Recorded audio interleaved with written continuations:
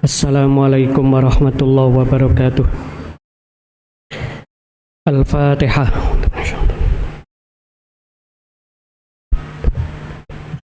Bismillahirrahmanirrahim. Alhamdulillahirabbil alamin. Wassalatu wassalamu ala asyrafil anbiya wal mursalin sayyidina wa maulana Muhammadin wa ala alihi wa sahbihi ajma'in, amma ba'd. Hadirin rahimakumullah, melanjutkan pada hadis ke-10 an Abi Hurairah radhiyallahu anhu qala Rasulullah sallallahu alaihi wasallam, innallaha ta'ala thayyib, Allah itu maha baik, la yaqbalu illa thayyiban, tidak menerima kecuali yang baik. Wa innallaha amaral mu'minin, sesungguhnya Allah memerintahkan orang mukmin bima amara bihil mursalin, sebagaimana Allah memerintahkan para rasul.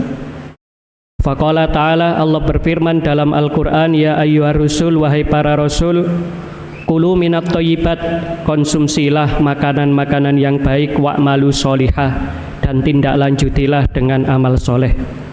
Wa qala ta'ala, ya ayyuhalladzina amanu, wahai orang-orang beriman, kulu min thayyibati ma razaqnakum, konsumsilah apapun yang baik dari rezeki yang kami berikan. Tsumma dzakara ar-rajula yutilus safar, lalu Rasulullah membuat ilustrasi ada seorang laki-laki yang menempuh perjalanan jauh, asy'asha aghbara, karena menempuh perjalanan jauh rambutnya kusut, pakaiannya berlumuran debu. Yamuddu yadahi ilas sama, namun dia semangat untuk berdoa dengan menengadahkan kedua tangan ke langit, ya Rob, wahai Tuhanku.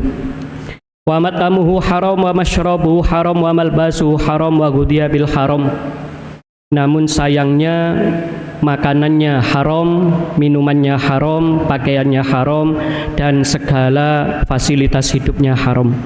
Fa anna yustajabu lahu, bagaimana dia bisa diijabahi?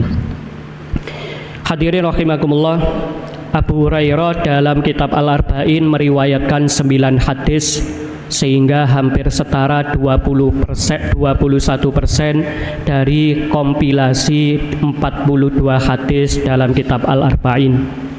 Ciri daripada hadis Abu Hurairah adalah karena beliau itu ibaratnya sekarang asisten pribadi, maka seringkali hadis-hadis itu berhubungan sama kondisi ketika Rasulullah di luar rumah. Oleh karena itu, dalam segi fikih, apabila ada kontradiksi antara hadis-hadis riwayat Abu Hurairah dengan riwayat Sayyidah Aisyah, maka nanti dilihat konteksnya. Kalau konteks di luar rumah, yang dimenangkan adalah hadis Abu Hurairah, namun kalau dalam konteks di dalam rumah, yang dimenangkan adalah hadisnya Sayyidah Aisyah. Dari segi ilmu nahwu atau shorof, Abu Hurairah itu bisa dibaca dengan dua cara, bisa Abu Hurairata, bisa Abu Hurairatin. Boleh munsorif, boleh ghairu munsorif, sama-sama sah secara bahasa. Lalu hadis ini menunjukkan bahwa Allah itu maha baik. Oleh karena itu hadis ini menunjukkan yang penting itu kualitas. Islam itu bukan hanya menekankan hasil, tapi juga menekankan pada proses. Dari sini apabila ada orang, menurut Syekh Ramadan Al-Buti, walaupun ada orang itu haji atau umroh, namun dia memaksakan diri, maka haji atau umrohnya bukan dapat pahala, justru dapat dosa. Ada orang belum mampu haji, belum mampu umroh, namun memaksakan diri dengan berhutang sana sini, maka motivasi dia haji dan umroh bukan karena Allah, tapi karena selera syahwatnya. Maka menurut Syekh Ramadan Al-Buti, orang yang memaksakan diri itu pada dasarnya tidak mampu, dan orang tidak mampu itu tidak dibebani haji atau umroh. Oleh karena itu apabila orang sudah tahu tidak mampu untuk haji, tidak mampu untuk umroh, lalu dia memaksakan diri dengan berhutang sana sini demi bisa haji dan umroh, maka dalam hal ini dia dianggap tidak baik, dan tentu ibadahnya dianggap buruk karena tidak mengikuti standar syariah, justru mengikuti selera hawa nafsu. Lalu hadirin rahimakumullah, zaman sekarang juga banyak orang yang makan-makan tidak baik, Bahkan ada anekdot sekarang ini sudah ada Liga Korupsi Indonesia, saking banyaknya korupsi. Orang sekarang tidak hanya makan nasi, tapi ada makan timah, makan pertalite. Semua ini adalah perkara-perkara yang haram. Mereka ini yang penting harta-harta. Yang penting itu hasilnya, bukan prosesnya. Padahal di dalam ajaran Islam, la yastawil khabith wat thayyib walau a'jabaka kasratul khabith. Tidak sama satu gelas air putih dengan satu drum comberan, itu tidak sama. Kalau kita minum satu gelas air putih menyehatkan, namun kalau kita minum satu drum pertalite tentu akan membahayakan. Maka inilah gambaran perkara yang halal dan haram. Yang dilihat bukanlah hasilnya saja, namun prosesnya. Lalu bagaimana cara kita memperbaiki diri? Di dalam hadis ini ada 4 cara memperbaiki diri. Yang pertama adalah memperbaiki makanan, yang kedua memperbaiki minuman. Rasulullah Shallallahu Alaihi Wasallam itu pernah bersabda, "Adzibu ta'amakum bidzikri wassalat, wala tanamu alaihi." Lunakkanlah makananmu itu dengan zikir. Maka kalau kita ini makan disuruh sembari berzikir. Itu cara melunakkan makanan. Dan nanti kalau sudah selesai makan disuruh sholat. Maka bulan Ramadan ini merupakan bentuk pengamalan dari hadis ini, yaitu melunakkan makanan dengan zikir dan sholat. Kita waktu buka puasa makannya pakai doa, pakai zikir, dan selepas kita berbuka kita sholat witir, sholat tarawih, sholat isya. Ini merupakan cara melunakkan makanan. Dan kita tidak boleh habis makan langsung tidur menurut Rasulullah. Dan tentu secara medis akan ada alasan-alasan khusus kenapa orang tidak boleh langsung tidur selepas makan. Ini adalah akhlak dari Rasulullah Sallallahu Alaihi Wasallam. Maka patut diwaspadai bahwa salah satu tanda hari kiamat adalah wayat haru fihim asiman. Banyak sekali orang-orang yang gemuk. Gemuk dalam hal ini bisa bermakna aktual, bisa bermakna simbolik. Kalau bermakna aktual memang fisiknya gemuk, akan tetapi gemuk itu bukan tanda keburukan. Imam Syafi'i pernah mengomentari guru beliau, yaitu Imam Hasan Asy-Syaibani. Tidak ada orang gemuk yang paling saya kagumi kecuali Muhammad Al-Hasan Asy-Syaibani. Beliau itu gemuk tapi pandai.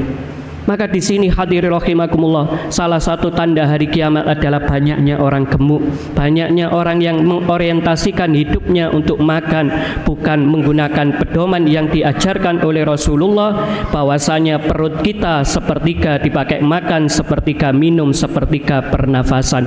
Sehingga dengan berpuasa ini kita belajar untuk meneladani Rasulullah terkait tata cara makan.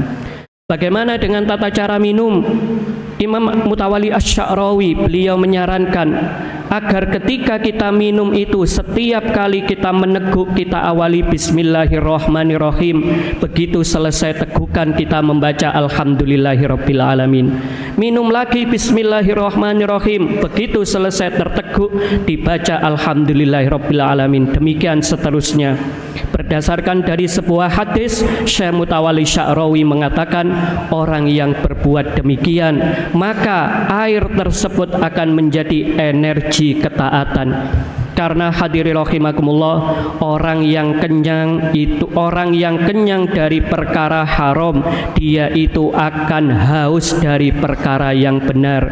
Bahwasanya orang yang dia itu lapar, orang yang kenyang dengan perkara haram, dia lapar dari perkara yang baik. Orang yang makanannya haram, minumannya haram, sulit untuk diajak berbuat kebaikan. Ada hal-hal yang mengakibatkan dia malas untuk berbuat baik. Namun apabila yang dimakan dan minum sesuai dengan sunnah Nabi tadi, sesuai dengan ajaran Rasulullah, maka insya Allah akan membantu dia untuk mudah di dalam masalah ibadah.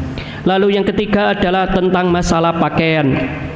Salah satu tanda hari kiamat adalah kasiatin, ariyatin, ma'ilatin, mumilatin. Banyak wanita-wanita itu yang kelihatannya berpakaian namun telanjang. Menurut para ulama, siapakah wanita yang berpakaian tapi telanjang, yang pakaiannya ketat sehingga membentuk lekuk tubuhnya? Padahal di dalam termasuk juga menggunakan pakaian transparan. Padahal di dalam Al-Quran disebutkan dulu kakek moyang kita yaitu Nabi Adam dan Sayyidah Hawa yakhsifani alaihima mi warakil jannah, bahwasanya dulu ketika pakaian Nabi Adam itu hilang, maka Nabi Adam dan Sayyidah Hawa menggunakan baju dari dedaunan, tumpukan dedaunan.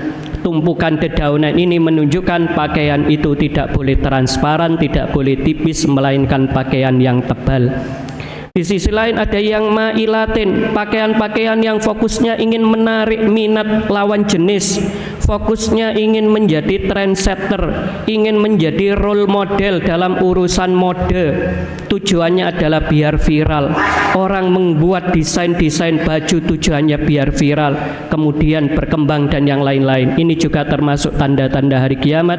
Dan juga yang dia itu mailat, orang yang bisa jadi pakaiannya jilbab namun perilakunya sama seperti perilaku-perilaku negatif orang yang tidak berjilbab misalnya. Maka di sini hadirin rahimakumullah, dari segi pakaian pun yang penting adalah menutup aurat, namun sebaik-baik pakaian adalah walibasut taqwa dzalika khair. Pakaian apapun yang kita kenakan selama kita taat agama, maka insya Allah itu masuk kategori pakaian ketakwaan.